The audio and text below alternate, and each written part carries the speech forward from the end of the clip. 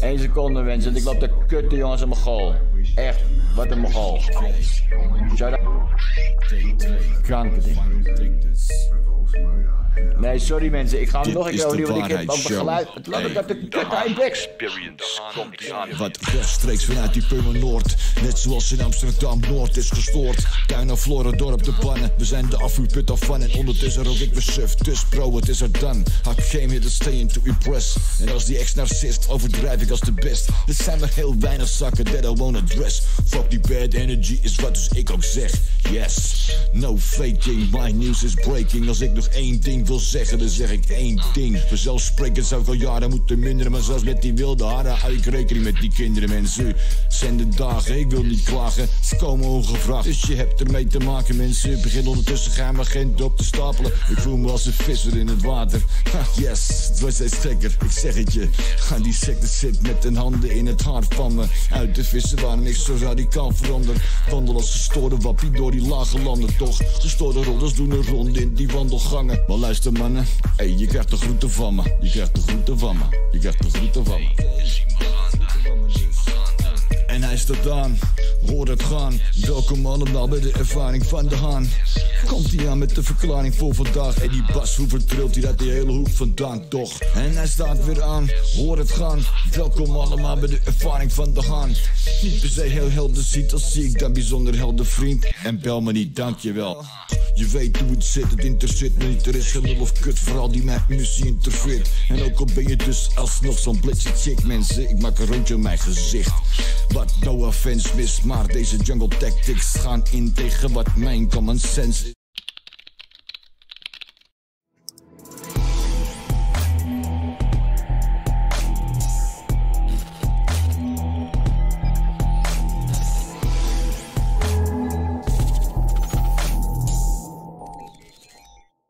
Jawel mensen, een hele goede middag.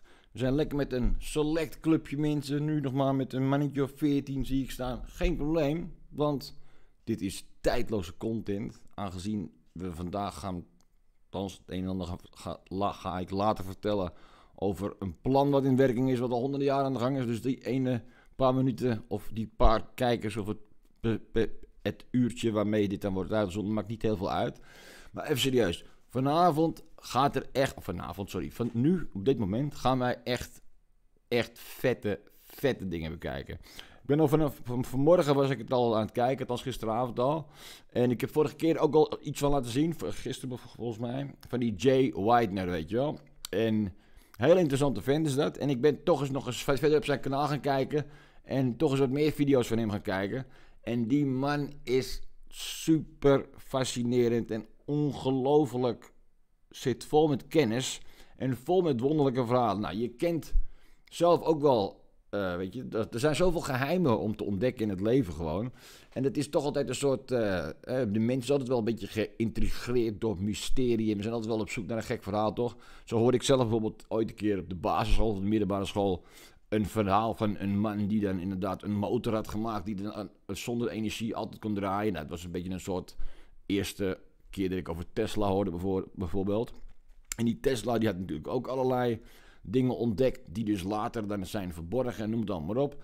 En zo worden er natuurlijk zoveel dingen voor ons verborgen gehouden. Nou, in die vorige uitzending had ik ook al een beetje met het alchemie en over die druïden en dergelijke. Nou, en dat is een heel ingewikkeld onderwerp. Maar goed, toch moeten we het even doorheen en toch zal ik het moeten leren begrijpen. Want het is namelijk één groot alchemisch complot waar we in zitten. En alchemie, dan denk je natuurlijk aan het omzetten van, weet ik veel, lood naar goud. En wat je in de middeleeuwen altijd trachtte te doen. Maar alchemie is dus, zeg maar, ook neurologistic programming. En het beïnvloeden van mensen en dergelijke. En het is eigenlijk het transformeren eigenlijk iets van een ene staat van zijn naar een andere staat transformeren. En zo kun je alles alchemisch benaderen. Nou goed. In ieder geval, nou heb ik zelf natuurlijk ook een keer die hele gekke trip gehad met mijn LSD natuurlijk. En toen vertelde ik ook, ik weet niet of jullie het misschien nog weten, maar toen ben ik helemaal naar Wonderland gegaan en kwam dus het boek tot leven, wat ik aan het luisteren was, zeg maar het luisterboek. En dat was het boek Mystery of the Cathedrals. En dat Is ook een heel ingewikkeld boek, maar het was ook een geniale voorstelling ook voor mezelf. Dus ik heb dat boek, zeg maar, beleefd, zeg maar, in een soort real-life setting of zo, op een of andere manier. Maar goed, dat is met mijn eigen tripkop. Nou is het zo dat er in dat boek wordt namelijk gesteld wordt een andere soort verklaring gegeven over hoe dus de kathedralen zijn gebouwd en waarvoor die dus dienen en dergelijke, weet je.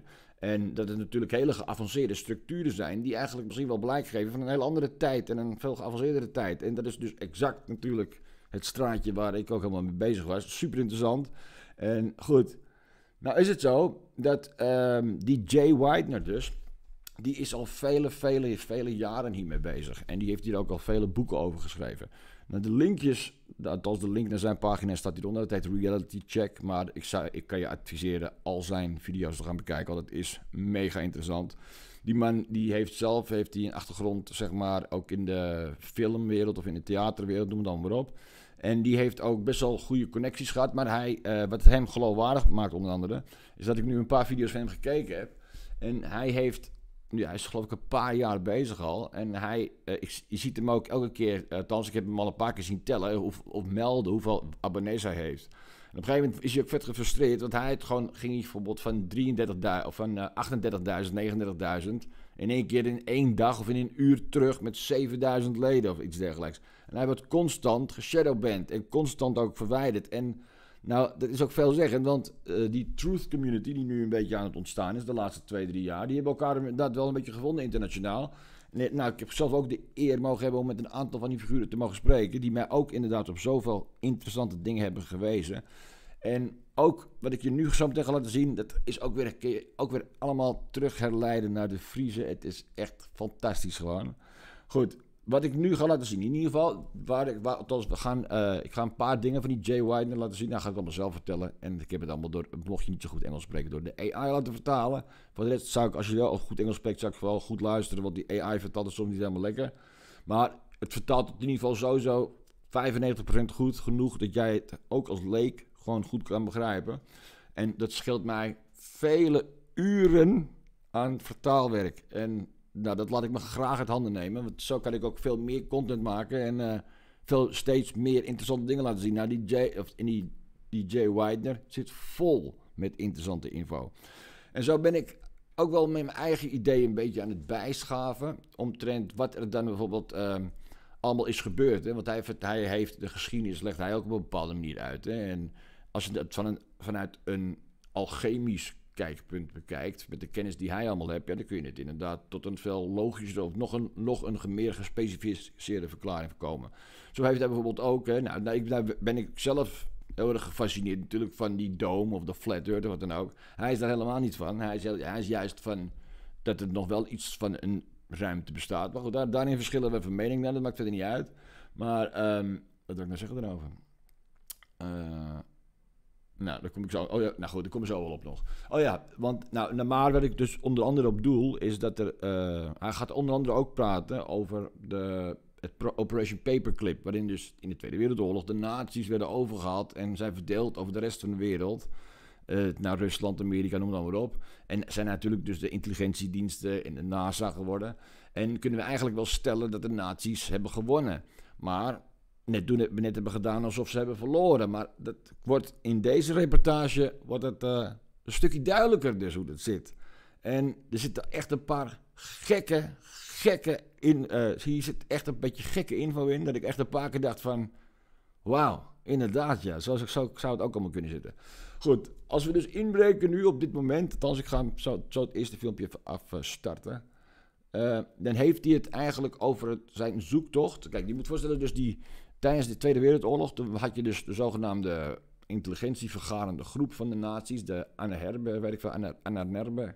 Dat is een soort groepering die dus inderdaad dus de hele wereld overging om overal maar zeer oude artefacten of zeer oude reliquieën, zeg maar, weg te nemen. Eigenlijk in een soort zoektocht naar de meest oude info en naar de meest spirituele waarheden en verborgen technologie. En daar waren die gasten, die nazi's, waren er helemaal van gefascineerd en helemaal van geobsedeerd.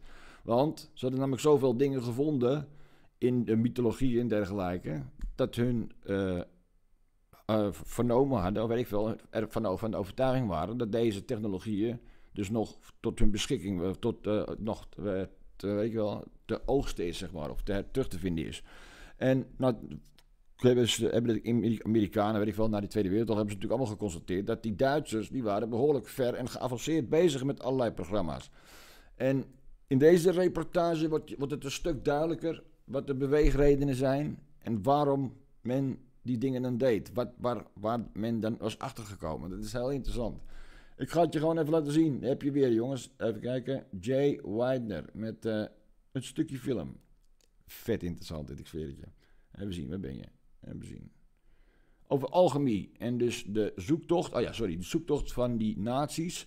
Nou is het zo, het gaat hij ook vertellen hoor, nog heel kort nog eventjes. Nou is het zo dus dat Hitler, die heeft ook, er is een plaats in Frankrijk. En dat heeft een of andere, net zoals dat je die Georgia Guidestones hebt, weet je wel, heb je daar het kruis van Hende of zo. En dat is een soort cryptische kaart met ook spreuken erop en aanwijzingen en weet ik veel. Het wijst ergens naartoe en het is iets wat die nazi's allemaal aan het nastreven waren. Het omvat namelijk een geheim wat al in de oudheid bekend was en wat helemaal aansluit op de gekke doemscenario's die we tegenwoordig allemaal weten. Maar goed, om niet verder te gaan brabbelen, laat ik het zo even uitleggen. Dat kan hij namelijk veel beter dan ik. Jongens, Jay Weidner. I believe is that the pedigree of the cross of Hende is very important. And that is that the mysterious alchemist Fulcanelli writes a book that's released in 1926 called Mystery of the Cathedrals, in which he claims that the cathedrals of Europe were not built by the Catholic Church, but are alchemical vessels that are both active. As you walk in, they change you because of the way the architecture is designed, where telluric and etheric forces are brought in and concentrated on the floor of a cathedral. You bring in the Gregorian chants and the big organ, and it just makes this heady incense and all that experience. But also on the walls of the cathedrals are inscribed the secrets of alchemy. So this book comes out and it causes this big sensation and everybody's talking about it, and then it disappears and World War II happens and everybody forgets about it. But right after World War II, the OSS, the precursors to the CIA, begins an intense search for Fulcanelli in Europe, in France, in particular. And they're going all through Paris, the left bank, and everywhere, asking people, who he is, what he looks like, trying to get sketches of him and everything. And then in 1957, the book is re-released, only now there's a new chapter. And that chapter is the cyclic cross of Hende. It's been added. And we know that Fulcanelli's student went to the Pyrenees Mountains in 1953 and met with Fulcanelli, who was still alive and had actually reduced his age. So when he was seen in 1929, the last time he was seen, he was in his early 80s. And then 20 years later, he's in his early 60s. So he's regressing in years. So that's where I believe that the chapter came from this visit. And so then they reprinted the book. They put the chapter in the book. The chapter among esotericists and intelligence agencies just caused earthquake. Because when you decipher the cross of Hende, you realize it's telling you that there's this 400-year cycle where the sun resets and it blasts the crap out of the earth. And, whatever side is facing the earth at the time that the coronal mass ejection hits, causing plasma storms of immense variety, which not just vitrify everything, but actually cause genetic changes in humans, animals. And it's the single most important event that happens to us on a regular basis. And the Cross of Henday proves, because it was built around 400 years ago, that there was a secret society active at that time that understood this incredible astronomical knowledge. That's why the Cross of Henday is so important. It's also why this information is being so suppressed, which is why I'm glad that you're having me on the show, because I spent 20 years researching the Cross of Henday, and nobody asked me anything about it ever. I spent 20 months, researching Stanley Kubrick, and that's all anybody wants to talk to me about. So this cross, is super important. And as soon as this chapter comes out, a lot of strange activity happens.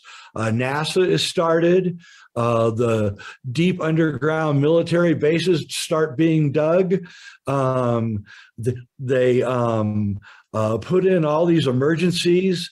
Everything is going on. You can see that they realize that they need to create a continuity of government, which I'm for, by the way. I think that's great. We want you guys to keep going and keep, the lights on and everything. Well, we're all for that. I'm not criticizing the fact that I think that's great. We're not led into these things, and I understand. And of course, then that research on the Cross of Henday led me to the Denver airport. In 1994, I walked through the Denver airport. Tell us about that. Yeah, so I was walking through the Denver airport right after it got made, and I saw the murals. And I was right in the middle of my research on the Cross of Henday, and it was just like, I'd been traveling to Peru and France, and I was walking through this area, and I saw the extinction mural, which has all the animals that are extinct, the dodo bird, but it also has a white child, a black child, and a Native American woman in a coffins, and a whole forest on fire, as if it's predicting that the world's going to be put on fire, making everything go extinct. And so I realized that that the Denver airport may not be what it is, so that I put out a call. This is like really early internet, so I didn't use the internet. I used local newspapers, which are now gone, and asked for, if anybody had worked, as construction on the Denver airport, to contact me. And I got contacted by 20 people, maybe 15. And I said, is there anything underground? And they said, yeah.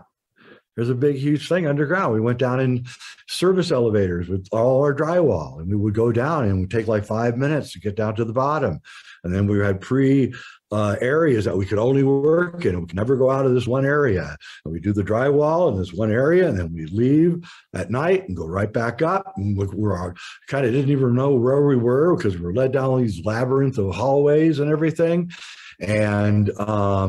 And then I started thinking, okay, Denver's, sort of in the center of the country. You're doing this continuity of government, so everybody can fly to the Denver airport, which is twice the size of Manhattan?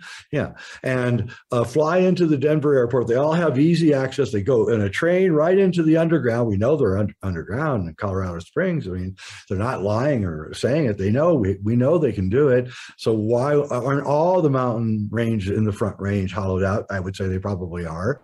And this is where they're going to do their continuity of government. And it's okay, And Dick Cheney admitted to all this after 9/11, that they have this plan, and that, it's all been kind of done. We all know this now.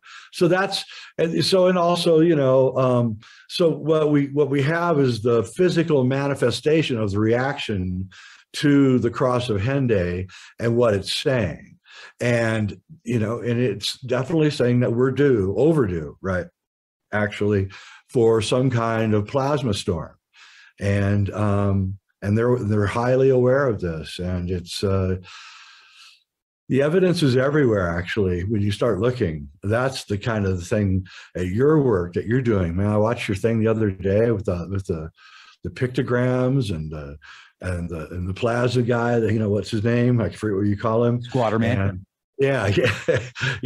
I mean, that's just fascinating work, and the interpretations, and you can see that this is what the Native Americans here in the American Southwest, they remember this thing that happened. I don't know if it happened 400 years ago, 800 years ago, 1200. I don't know when it happened. I don't know how long these pictograms can last, under the conditions that are out here in the Southwest. But I'm so happy that they did them, because it really, for researchers like me and you, it's like, yes, this is evidence that this is real, that this really did happen, and that there are humans that remember it and put it down, on rocks and things. And so that is the big story that, they don't want us to actually understand. And it may be what even what's going on here locally is it really about. It's how do we keep people suppressed so that we can do what we need to do. And so we're going to pass these emergency laws, and the disaster is going to come. And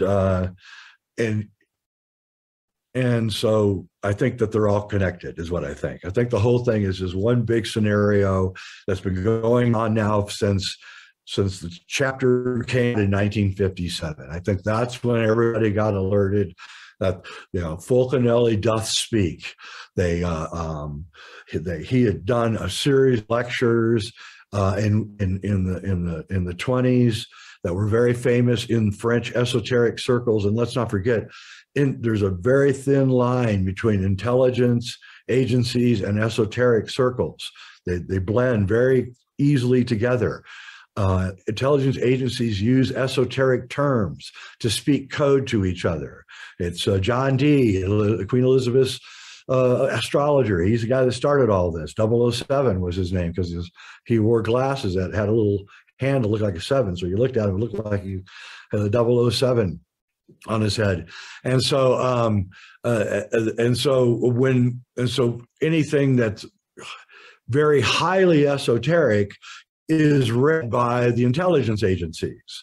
And so there's no doubt that they were interested in this reprint of Mystery of the Cathedrals in the 1950s. They probably chewed it up, passed it around to everybody. We also know that in 1939, I believe it was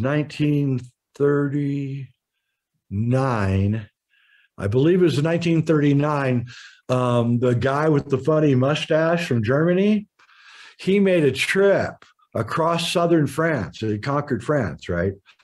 He made a train trip with his German shepherds across southern France. And he stopped at all the interesting esoteric sites in southern France, which are many. Trust me, there are many. The Templars and everybody were in this area doing all sorts of stuff. And there's all these incredible esoteric places there, all associated with the Holy Grail and all these other things. The guy with the funny mustache stopped with all of them, and he finally ended up in Hendaye, France, which is on the Spain border. Okay. And as soon as his train car opened, he dashed down the train. He was a very fast walker, and with his dogs, and he went right up the hill to where the Cross of Hendaye is. And he met somebody there. We don't know who, but somebody in a prearranged meeting.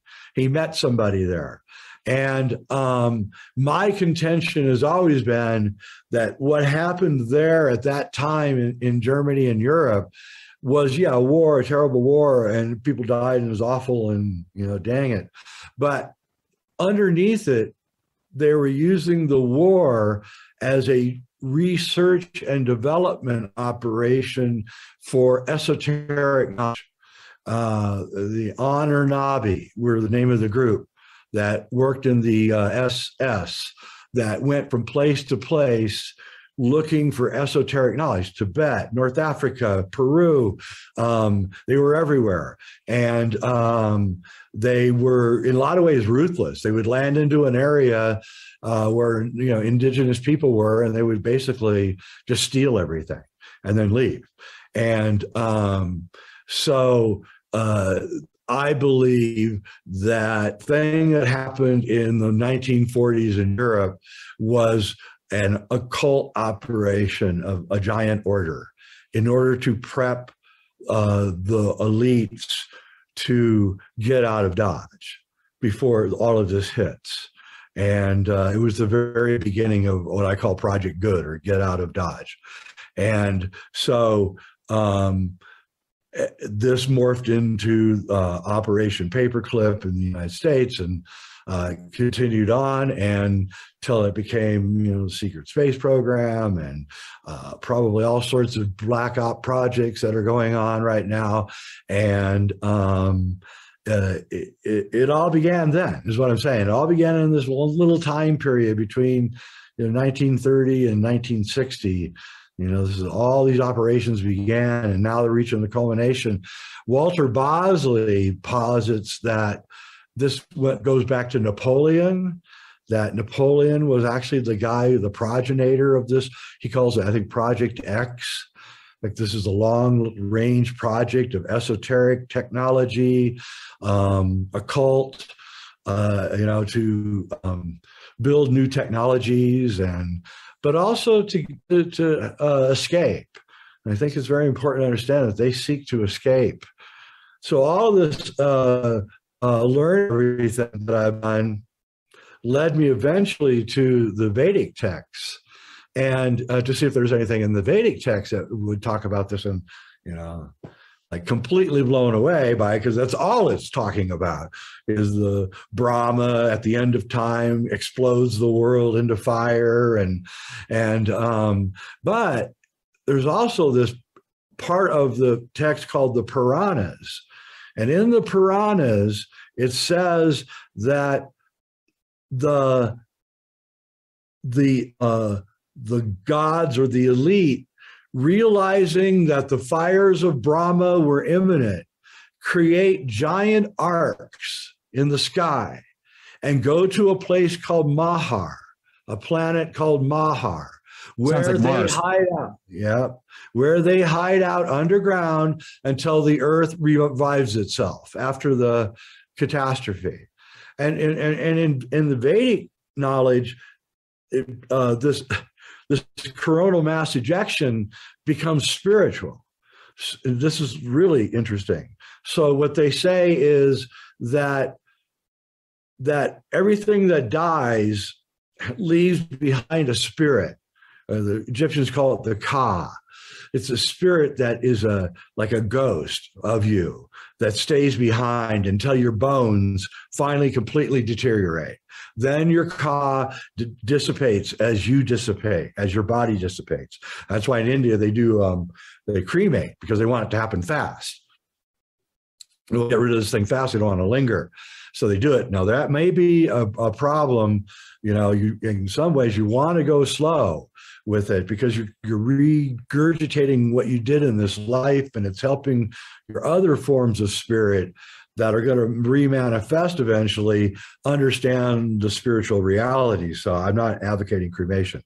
But anyway, what the Vedic texts say is that in order for the Kali Yuga to end and the golden age to begin, there has to be this like cleaning of the earth, so that all the Ka spirits are gone.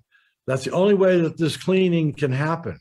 So the Vedic texts have turned this coronal mass ejection disaster that happens into almost like a cremation of everything, so that we can all start all over again. So that's their point of view, which is really, it's the thing with the Vedic texts is they say things that are profound, but they don't put any spin on it. They just tell it to you. You're like, oh yeah, this happened, and then this happens, and then this happens, and they're not telling you that there's anything spiritual about it. Really, it's really just the Ka has to all be burned away on the earth before we can revive the planet into a new oneness. And I think that there might be some truth in that. Ja, mensen, de hoop stof sowieso tot nadenken. Want ik ga hier sowieso nog een soort spiritual life achteraan. Althans niet hier achteraan, maar ik ga hier nog wel mijn conclusies helemaal uit voorttrekken. Dus ik ga het om vormgeven, bedoel ik. Want ik heb hier zoveel. Voor mij zegt het namelijk heel veel dingen. Maar goed, nou heeft hij dus sowieso al over dus, de elites. Die zijn altijd verbonden met geheime genootschappen. Hij noemde Napoleon en alles. Er zit ook een vet interessante video heeft hij daarvan. Ik zou dus nogmaals, check even op zijn kanaal. Beneden de link dus, van Jay Weidner. We gaan nog een stukje van hem kijken, even uit een andere video. Want daar gaat hij het namelijk hebben ook over de geheime genootschappen onder andere.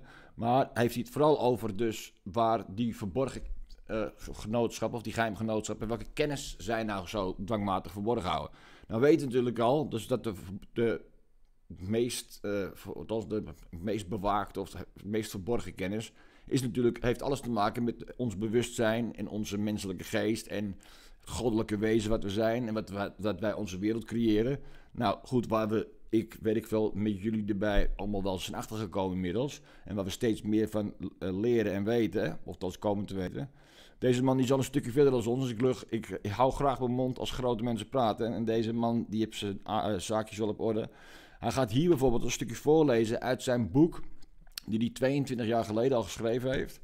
En dat is inderdaad, hij moet in het begin even een beetje op gang komen, want geloof ik, want dat ging niet helemaal goed met hem volgens mij. Maar hier in dit stuk zit zulke vette info ook.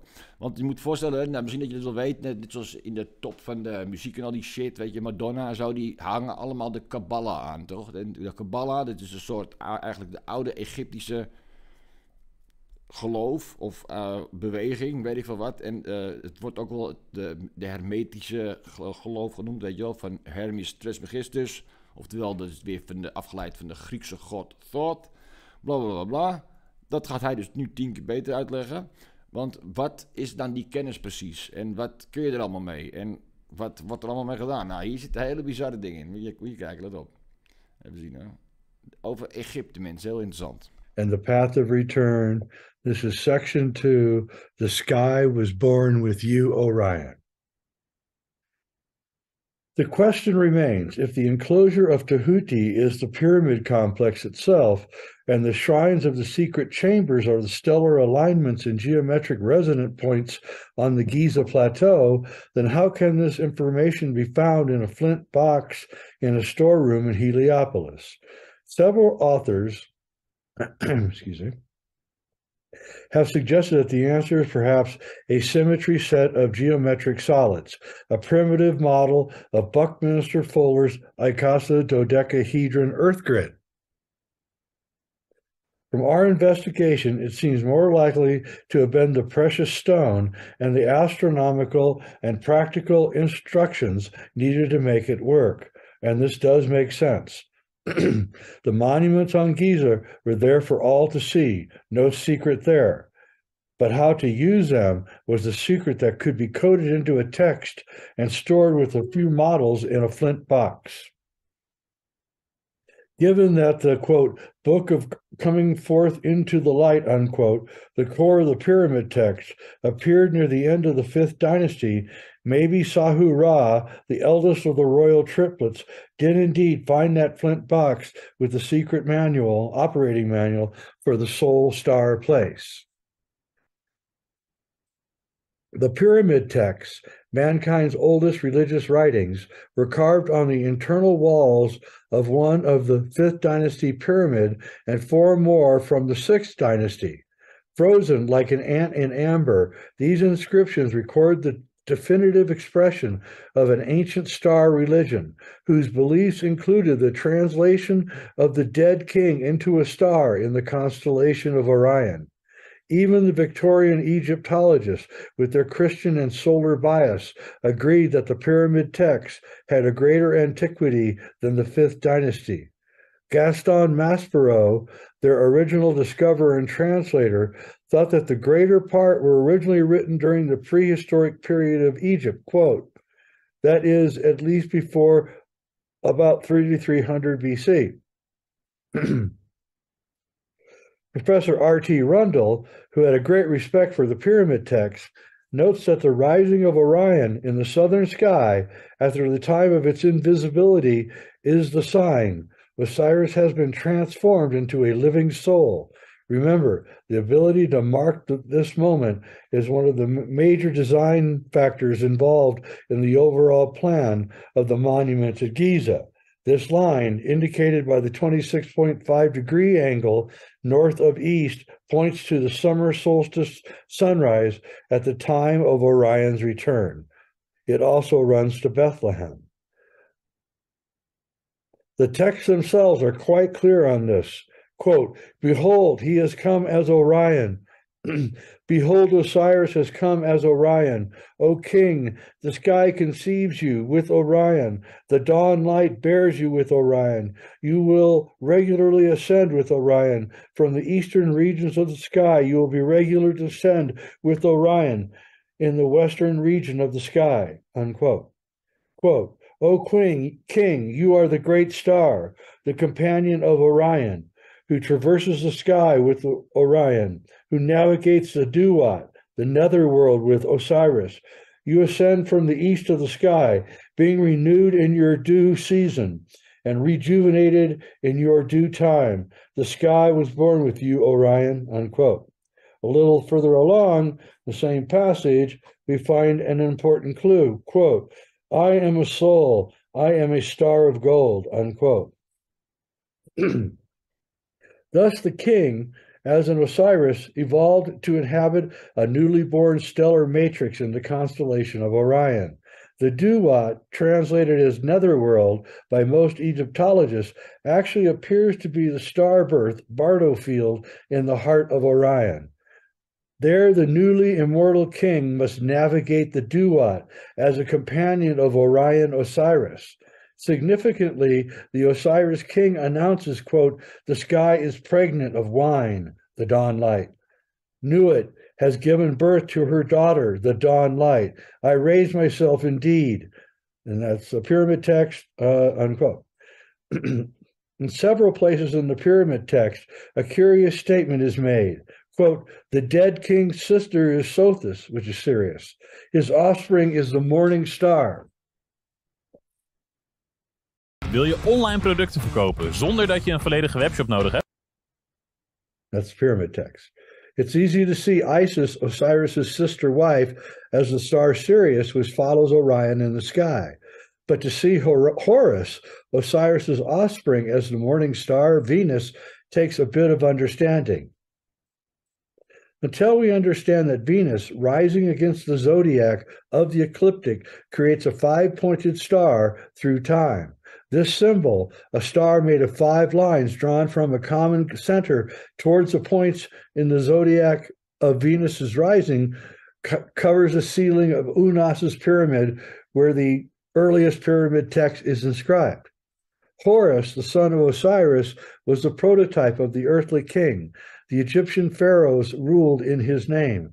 As such, the symbol of Horus preserves the idea of transcendence and the possibility of stellar evolution. Again, the pyramid texts give a flavor of this. Quote, "And Har-Sopad has come forth from you as Horus, who's still in Sothis, Isis, and he protects you in his name of Horus, the son who protects the father." Unquote. Har-Sopad, or Horus, who is the morning star, is depicted as a hawk-headed human with a Nuit star in a circle above his head. If the pyramid texts are truly the operating manual for the monuments on Giza and their evolutionary resonance with the star fields of Orion, then they deserve much more study than they have received in the century or so since their discovery. Others, primarily Robert Bauval in the Orion mystery, have drawn attention to these clues, but Egyptologists and archaeologists have been slow to respond. No attempt has been made to examine other texts of comparable antiquity, such as the builder texts at Edfu and Dendara, for more clues. It is as if this tantalizing evidence of man's early fascination with this vibrantly creative area of stellar birth leads us to a dead end. Perhaps for the academics with reputations to make and preserve, it does. But for the group of mystics, scientists, and esoteric philosophers interested in ancient wisdom, these clues provide a startling evidence of old Egypt's Old Kingdom Egypt's knowledge of the equivalent of a spiritual unified field theory.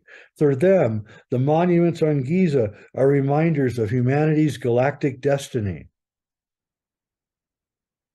Let's start with the clue about gold. Quote, I am a soul.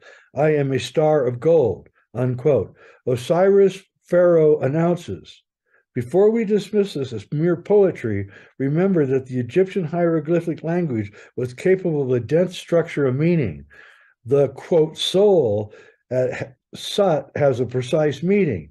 It is the wave nature, the flow of the breath of the spirit, the ku, the Hebrew word raush, beneath or breath or spirit, preserves this meaning. In Genesis, we are told that God's breath, his raush, moved across the waters of chaos to begin the process of creation. The sages of On would have agreed, saying that Ra put forth his saw as he rose from the waters of Nun. Therefore, the king is declaring that he has entered the state of being called soul, a state where the flow of spirit is self-sustaining, self-referencing, and self-aware. To be a soul is to have the possibility of immortality. He reinforces this by declaring that he has become a star of gold. This has a very precise meaning. One of the deepest held secrets Egyptian mysteries was how to arrange the Nuit star, 5 lines pointing out from a common center into an uninterlocked pentagram, the same 5 lines crossing around the common center to create an infinite nest of phi ratios. To the Egyptian sages, this symbolized the embedding of cosmic evolution, the Horus current, into biological evolution. I'll show you the star in Nuit here, 5-pointed star. By the way, that's also, I believe, the hieroglyph for gate or door and star and human. Human, star, and gate. Think about that. And indeed, the pentagonal array is a constant in nature, appearing in everything from the petals on a flower to the bipedal symmetry of the human form. The Pythagoreans claimed that the pentagram was the perfect symbol of humanity, and that its extension into space, the Gnostic light in extension, the dodecahedron, was the ultimate symbol of spirit. Just as the pentagram is a nest of phi ratio recursion, gold, by its atomic geometry, is the most fractally recursive element. The outer D/F electron subshells exhibit a 5-7 symmetry pairing, which gives gold the shape of the perfect dodeca-icasa fractal. The dodecahedron, the Pythagorean symbol of spirit, nests within the icosahedron, the symbol for water, to create a polygon that models the fractally attractive gravity well of our planetary jewel, according to researchers such as Beth Hagen. So the newly king's statement can now be read as, quote, I am a self-sustaining, self-aware being whose fractality is as infinite as the perfect shape of gold, unquote. Suddenly we are on a different level of understanding. With the flash, we see that the Egyptians were not just superstitious priests worshiping the sky out of ignorance. They were spiritual scientists with deep insight into the nature of reality and the physics of immortality. This insight seems to have come from the original creators of the Giza complex, whose ancient sages who wrote down the secret texts and stored them in that flint box in Heliopolis. Whether we consider these ancient sages as part of the lost prehistory of the human race or as visitors from another star system, their interest in gold mining and processing is demonstrated by the ruins and traces they left behind. Zechariah Sitchin, in his extensive revisioning of the Babylonian myths, have suggested that these alien visitors were mining gold to help repair a damaged atmosphere on their home planet. The fractal quality of gold would help increase the gravity of a planet and therefore could help hold an atmosphere. However, even ionized throughout the planet's surface, it's hard to see how even tons of gold would help. Yet the ancient civilization, as shown by Graham Hancock in Fingerprints of the God, gods were certainly deeply concerned with mining and processing gold. If the use of alchemical gold as a technological way to attain immortality suggests that embedding recursion into the blood or into the DNA is the key, then there must be non-technological ways to produce the same effect. The pharaoh did not become a soul by eating alchemical gold alone. He underwent another internal process to become a star of gold, a soul inhabiting a stellar matrix in the heart of Orion. The internal process of building a container for the outburst of transformative energies in the body can only be accomplished by the realization of infinite compassion, literally the oldest trick in the book. Are you sick of having issues with your webinars? Work by Lee Santala and Isaac Bentoff, Kundalini, Psychosis or Transcendence, has shown that the onset of neural conductivity, the tantric Kundalini, is meditated by the sonic entrainment of the heart's rhythm. A December 1996 article by Dr. Irving Deredick in Cycles magazine entitled Heart Waves as Fractality confirms their fractal immune identity is a possible solution to chronic illness. Perfect fractality, perfect coherence, and self-awareness produces perfect immunity or near immortality of the body. These findings suggest that by meditating on compassion, feeling the feelings of all beings, the sonic entrainment of the heart's rhythm is braided into more complex and coherent patterns. These complex patterns can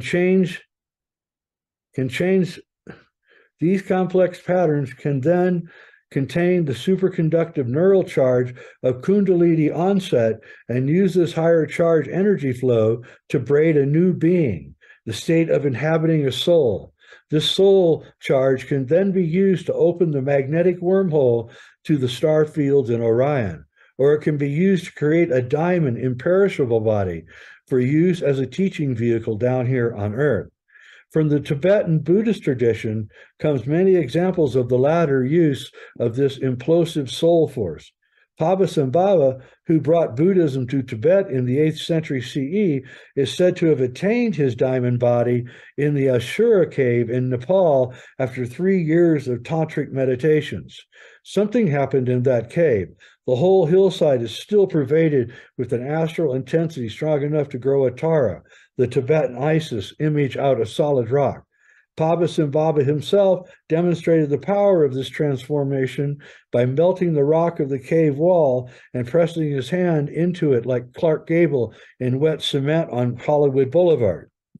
The pharaoh then, as he began his journey to the star fields, should be seen as a kind of bodhisattva, an enlightened being making a leap of evolution. The pharaoh would, in theory, have completed the tantric type compassion realization and then perhaps used a trace of alchemical gold to crystallize the process. Done properly, this would result in an enlightened being capable of compassionately inhabiting a newly born star. Carried to its end, the implications of this belief system suggest that our own star, the sun, is also inhabited by a vast, compassionate, and enlightened being. From this perspective, it's easy to understand the solar influence on Egyptian religion. Even Akhenaten's insistence on worshiping the sun's physical body, the Aton, as the only source of divinity makes sense as a way of establishing and strengthening a direct communication with that vast, compassionate being whose star body is our sun. The monuments of the Soul Star Place and their hieroglyphic operating manual, the pyramid text, offer solid evidence of an advanced civilization far back in prehistory who understood both the stellar mechanics of our local galactic neighborhood and the psychodynamics of neural superconductivity. This alone should make us sit up and take notice. That it does not may have consequences far beyond our comprehension. What happened to the advanced civilization that designed and built these monuments? Was it destroyed in some cosmic catastrophe? predicted by its own cosmic clock? Is that catastrophe pointing? Is that catastrophe point approaching critical? Once again, as we have seen from the work of Dr. Paul Laviolette, this may indeed be the situation. Perhaps this cosmic event is meant to be a harvesting mechanism for biologics who have learned to inhabit souls through the realization of compassion. If that is the case, then learning to weave your bardo or transitional body into nicely fractal flows of self-awareness as infinite compassion may just become the ultimate survival skill. Juist, en daar gaat dit dus eigenlijk om. Ik weet niet of je het helemaal hebt goed kunt begrijpen, mocht je niet goed Engels spreken. Of je dus inderdaad puur alleen op ondertitelingen dit allemaal goed kunt begrijpen. Ik hoop het. Maar ik kom er sowieso nog uitgebreid op terug in mijn conclusie hierover. En waar ik eventjes over moet nadenken. Want ik heb zelf dit ook allemaal 1 of 2 keer gezien. En ik moet het allemaal nog in context plaatsen. Maar dit zegt mij wel allemaal heel veel. Het is namelijk zo dat dus die elites, die zijn zich helemaal bewust van wat mensen eigenlijk zijn. En waartoe wij in staat zijn. En nou heb je vast, nou had hij het bijvoorbeeld net al over, dus bijvoorbeeld die monniken en die bijvoorbeeld in Tibet, weet ik veel, jaren of weken in een grot gaan zitten. Nou hebben we zelf wel eens gehoord van het concept de 3 Days of Darkness en blablabla. Nou, en die 3 Days of Darkness, zeg maar, dat is ook een of ander geheim dingetje of zo. En nou gaat hij in de komende 5 minuten, slechts 5 minuutjes, maar dit zijn wel de 5 gruwelijkste minuutjes die ik jullie natuurlijk wel laten zien. Waarin hij in de Juan on Juan podcast nog eventjes even samenvat. En een paar hele bijzondere uitspraken, gewoon feiten eigenlijk uitlegt. Dat is echt kerst op de taart, mensen. En nogmaals, nou goed, je gaat eerst maar even zien. Dit is echt lijpe shit. Sungazing. It's endogenous DMT. So endogenous means it comes from you. It comes from within, which is alchemical.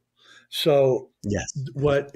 So serotonin, which is emitted by the pineal gland, is 1 atom away from dimethyltryptamine. That's a natural producing psychedelic produced by your brain when you're dreaming and all of that. That's when the serotonin comes out. So serotonin's opposite is melatonin, which is so serotonin is emitted when light hits your eyes. When you wake up in the morning and the light hits your eyes for the first time, your pineal gland begins emitting serotonin. You feel good, you know, it's a really great drug. It makes you feel good. The sunshine kind of gives you a little bit of a psychedelic feeling. And, you know, you wake up and you start, you know, working your day out, right? And as the light fades at night, the serotonin begins diminishing and the melatonin begins coming on. What is melatonin? Melatonin is it's the hormone that causes you to reverse aging. Okay, what is alchemy?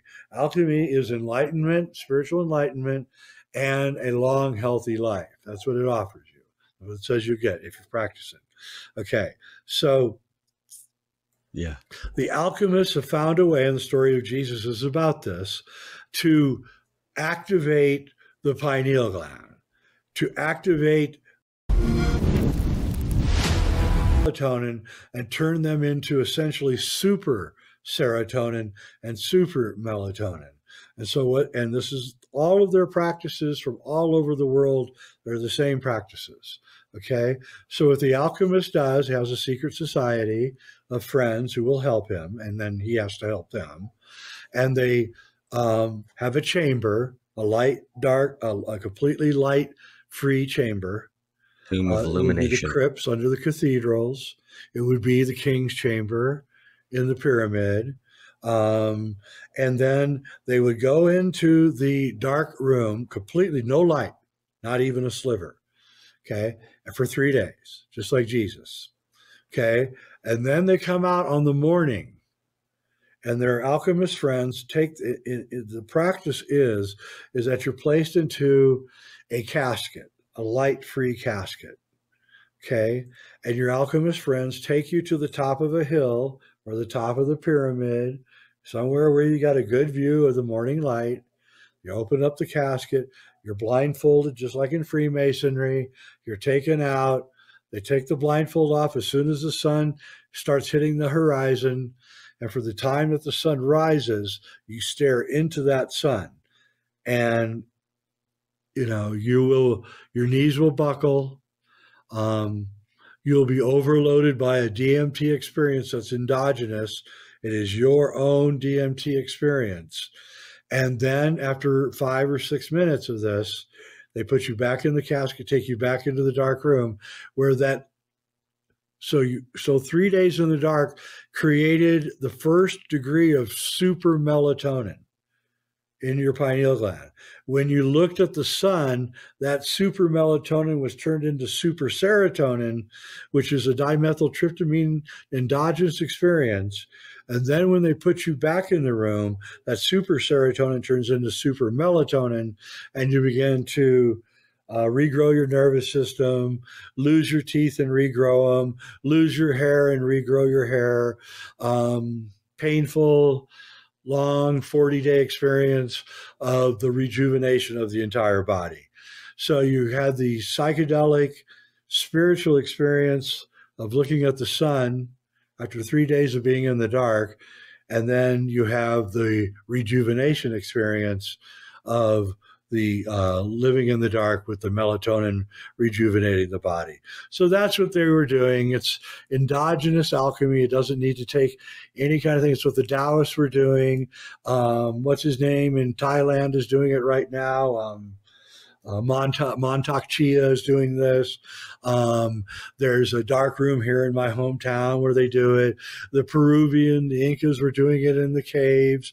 It's one of the reasons why the Cross of Henday points at the Inca caves, because that's where they were doing their light dark work. The cathedrals was the same thing. The crypt was the dark room. They take them out into the morning light of the cathedral, where the different color lights would hit the pineal gland, causing all sorts of different field effects, you might say. And that right there is the most important information I can give the world. And I hope that people will actually practice this. I really do. Wow. Man. So that's how I got introduced to this. And Jay, this has been great, man. I really love this. I enjoyed our conversation. Is there any closing thoughts that you want to leave with the listeners before we get out of here, as far as what they can do or what's to come next, or what can they do in their lives to I don't know, step outside and maybe not get sucked into this alchemical storm that's going on right now and with life? I would say just remember and realize that you are in control of your reality, and don't ever let anyone ever tell you that you're not. And I am living proof that this is so. I made it a scientific experiment to see if I could do what I wanted to do, and I did. And you can too. You just have to concentrate. You need discipline, discipline, discipline, discipline. That's what you need. You need to wake up every day and plan your day and devote your life to the seeking of knowledge and the spread of knowledge in a benevolent way, and don't ask for money, and you will be very happy with the results. Nou, dat vind ik wel een mooie boodschap zo op het einde. En het uurtje is ook weer bijna vol. Ik heb het toch eventjes netjes nog binnen het uur weten te houden. Dit is eigenlijk zeg maar deel 1, want deel 2 gaat nog even verder. Want ik heb namelijk nog zoveel te vertellen. Ik ga er dus zelf nog even een samenvatting van maken. Wat hij hier nou, althans wat ik hier nou eigenlijk mee wil zeggen uiteindelijk. Want ik heb dit op zoveel manieren resoneert met mij. Maar dat ga ik jullie allemaal uitleggen dus. En daarnaast is het ook zo dat hij heeft ook echt een vet gruwelijke podcast of een of andere, toch kennis over een volk, een zeevarend volk, wat overal al 1000 jaar eerder is geweest. Zijn het de Viking? Zijn het de Friezen? Zijn het de Phoenicians? Weet je, oftewel, het klinkt allemaal hetzelfde. En dat zijn ze natuurlijk ook. En ja, nou, daar heb ik ook nog het een en ander bijzonder van te laten zien en over te vertellen. Voor nu eventjes, neem dit even lekker met je mee. Ik zou zeggen, een fijne middag verder, ja. Ik ga er even mooi eind aan breien. Eens even zien. Nog een mooi outrootje. Vast wel. Later.